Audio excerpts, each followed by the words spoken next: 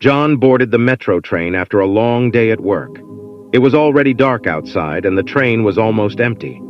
As the train started moving, John settled into his seat and closed his eyes, hoping to get some rest on the long journey home. But something felt off. The train was moving slower than usual, and the lights inside flickered intermittently. John opened his eyes and looked around, only to realize that the train was not stopping at any of the stations. Panic began to set in as he realized that the train was headed towards an unknown destination. John tried to get off at the next station, but the doors wouldn't open. He frantically pressed the emergency button, but no one responded. The train continued to move, and John felt like he was trapped in a nightmare. As the train entered a dark tunnel, John heard strange noises coming from outside.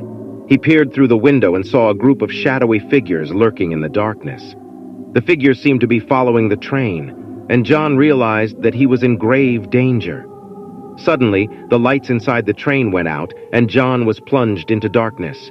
He could hear the sound of footsteps approaching his seat, and he knew that he had to act fast.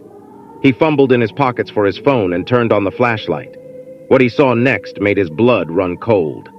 The shadowy figures outside the train were now climbing onto the roof, and they seemed to be trying to break in. John could hear them pounding on the roof, and he knew that they were getting closer.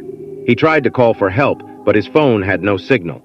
John was trapped, alone and helpless in a metro train that was heading towards a dark and unknown destination, with mysterious figures trying to break in. As the train hurtled towards its unknown destination, John realized that he might never make it out alive.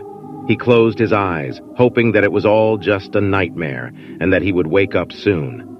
But the train continued to move, and John was lost in an endless nightmare that seemed to have no end.